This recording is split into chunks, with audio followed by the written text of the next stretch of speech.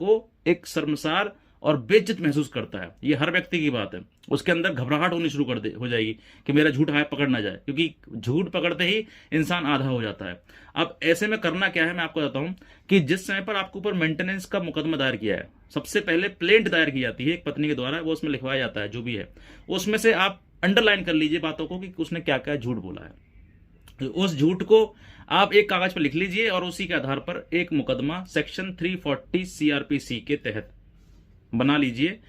और अब जो है नया बन गया बीएनएस के तहत, आप उसको तैयार कर लीजिए। और तैयार करने के बाद जैसे ही मुकदमा आपका फाइल चल रहा है, कंप्लीट होने वाला है या फिर उसने गवाह बयान कर दिए हैं, उसको तुरंत फाइल कर दीजिए।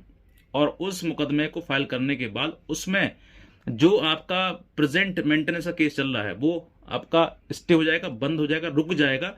और आपके एप्लीकेशन, आपने जो मुकदमा डाला, सेपरेट मुकदमा डालना है, एप्लीकेशन मत दायर करना। एप्लीकेशन दायर करोगे आपके तो फटाफट एक ही डेट पर डिसाइड कर दी जाएगी और सेट असाइड कर दी जाएगी उसको।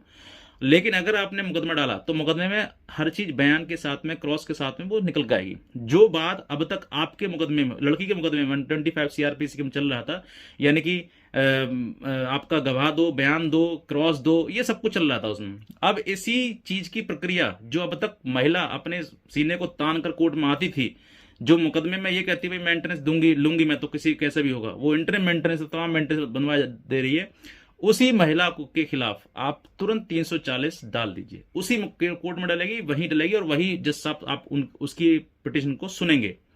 तो जो अब तक होते आ रहा था आपके साथ में, वो अब उसके साथ में होना शुरू हो जाएगा।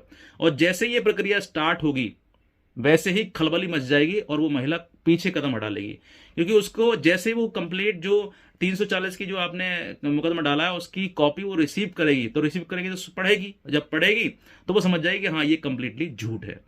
और झूठ अपने आप ही दम तोड़ देता है। उसके पैर कपकपाने लगेंगे कोर्ट में आने से पहले कि मेरे से आज ये सवाल ना पूछ लिया जाए, आज मेरे से क्रॉस में ये बातचीत ना करी जाए, क्योंकि जो उसने ऑन डॉक्यूमेंट्री कहा है उसको वो डिनाई नहीं कर सकती। अगर उसने ये कहा है कि मैं पढ़ी लिखी नहीं हूं और वो बाद में फिर मैं ये करी कि मैं पढ़ी लिखी हूं, तो वो मना नहीं कर सकती कि मैंने ऐसा नहीं लिखा है।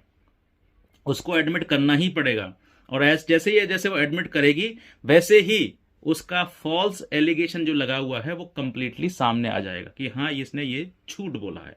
जब झूठ बोला है तो कोर्ट में किसी के लिए कोई भी सिंपैथी नहीं है ऐसी लोगों के लिए जो झूठ बोलकर कोर्ट का समय खराब कर रहे हैं और कोर्ट का टाइम बर्बाद करते करते दूसरे को, व्यक्ति को परेशान कर रहे हैं, ब्लैकमेल कर रहे हैं, उससे मनी एक्सटॉर्ट कर रहे हैं।